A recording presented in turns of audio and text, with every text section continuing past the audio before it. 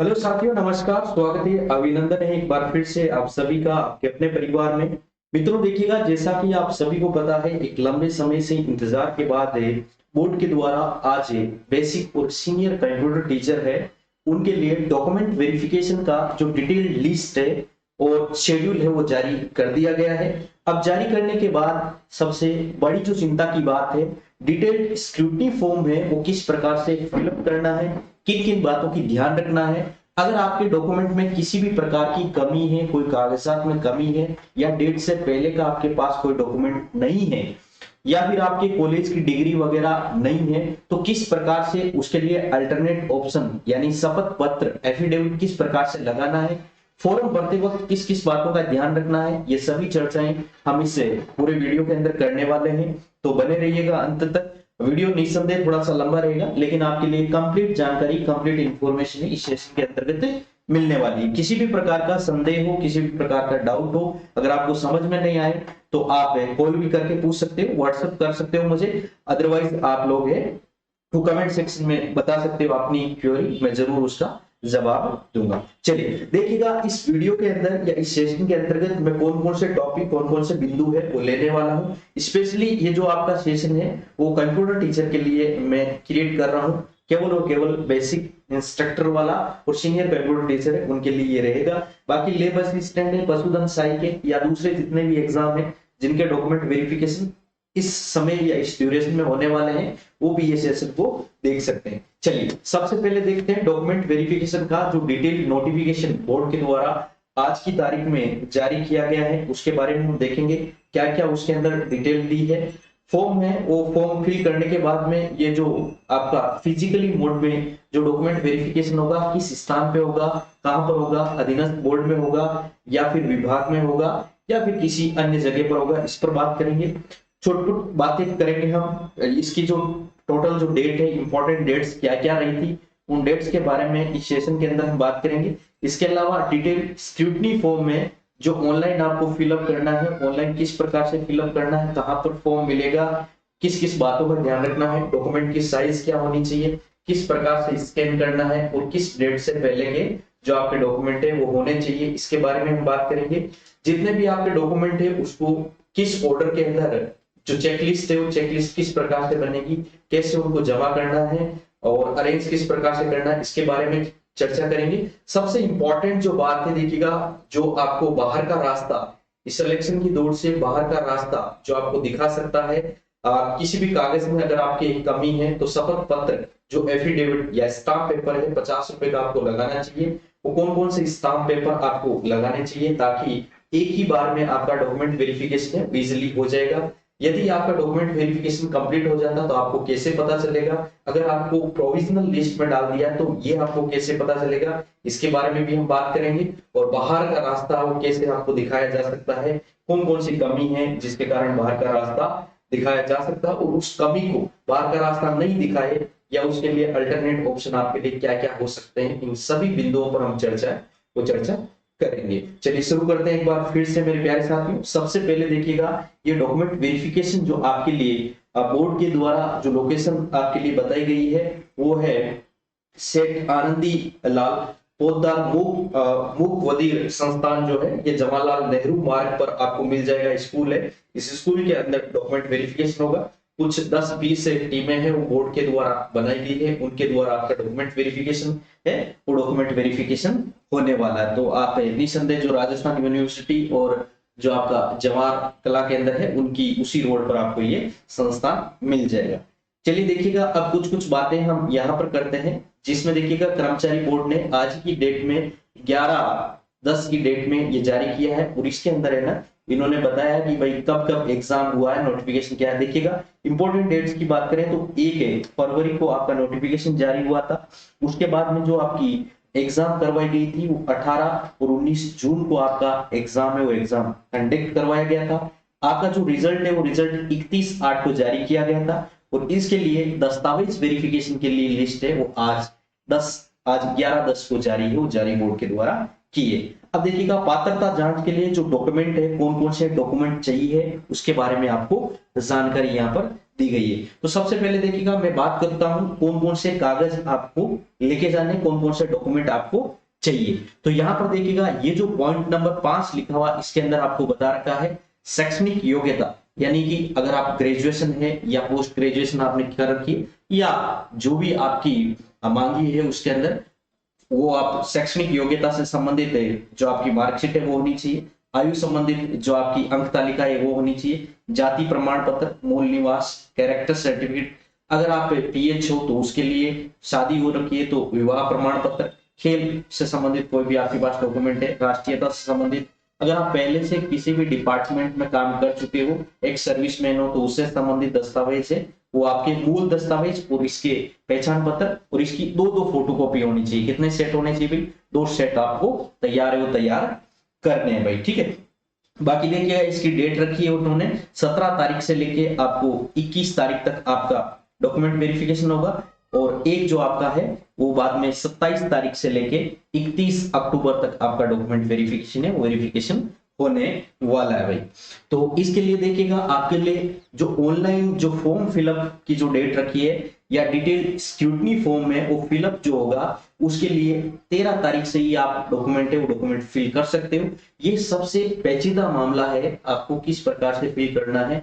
यहाँ पर सबसे बेहतरीन बातें आपको ध्यान में रखनी है, कोई भी आपको गलती नहीं करनी है क्योंकि ये नॉन एडिटेबल है, इसको आप एडिट नहीं कर पाओगे, इसलिए विशेष तौर पे आपको इन बातों का ध्यान रखना है। खास तौर पे किस प्रकार से फिलअप करना है वो सारी बातें मैं बता दूंगा। ये फॉर्म किस प्रकार से ओपन होगा अभी हम आगे चर्चा करेंगे, ठीक है भाई।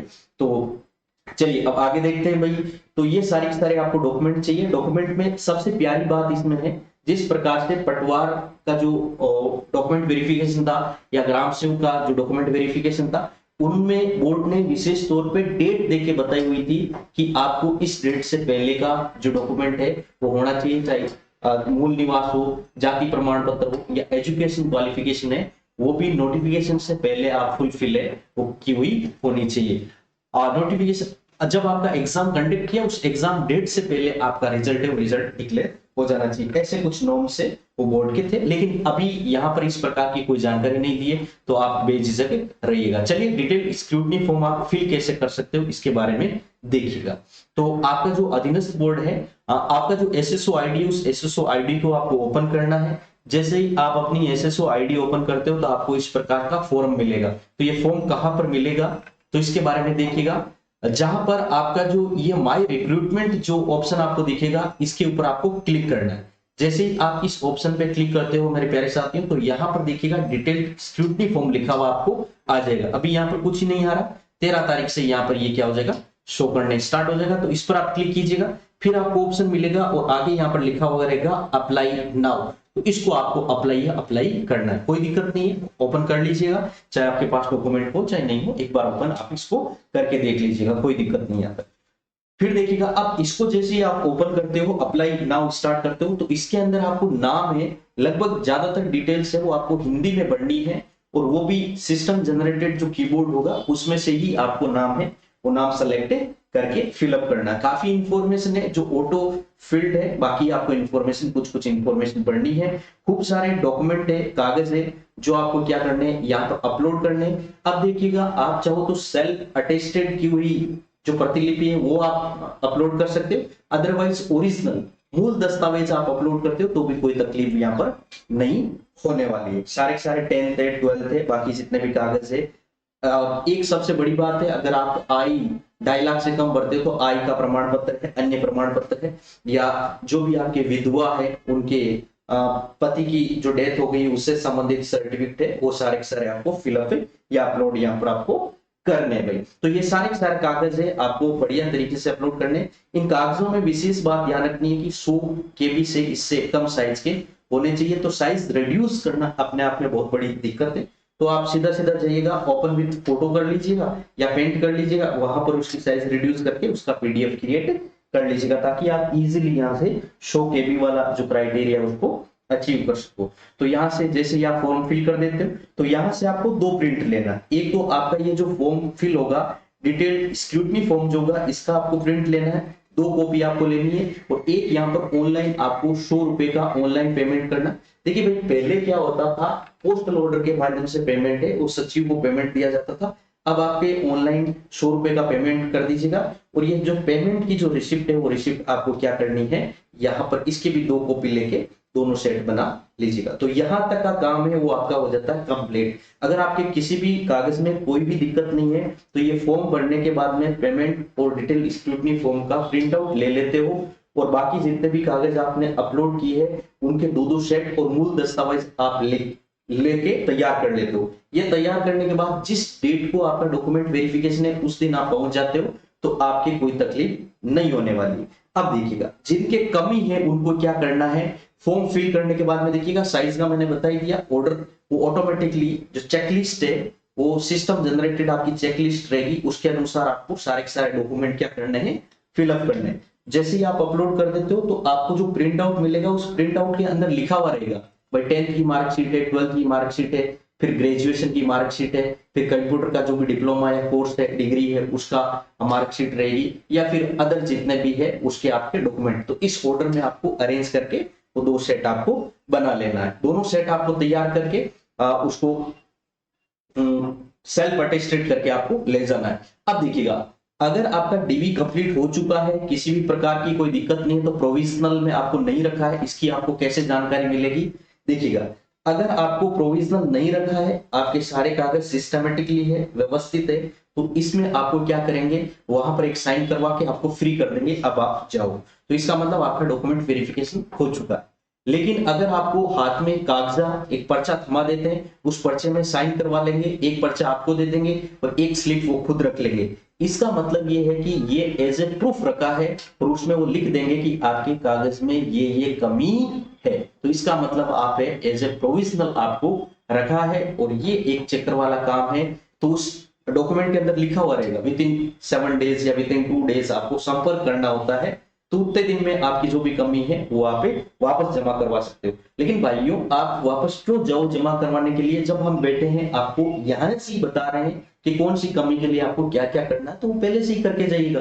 तो क्या तोड़ होता है, तो एफिडेविट होता है भाई, शपथ पत्र होता है, जो रामबाण इलाज होता है आपके किसी भी कागज में किसी भी डेट में कोई एरर हो, नाम की स्पेलिंग में कोई एरर हो, फादर्स नेम में एरर हो, डेट ऑफ बर्थ में कोई एरर हो, या अन्य कागज में नाम से संबंधित जैसे कोई एक पर्टिकुलर ग्रेजुएशन है या कोई दूसरी मार्कशीट है उसमें नाम या स्पेलिंग में कोई एरर हो, तो उस एरर का आपको क्या इलाज करना है। इसके अलावा आपका मूल निवास प्रमाण पत्र है, जाति प्रमाण पत्र है, इससे संबंधित कोई एरर है तो आप इसके लिए क्या लगा सकते हो, शपथ पत्र लगा सकते हो।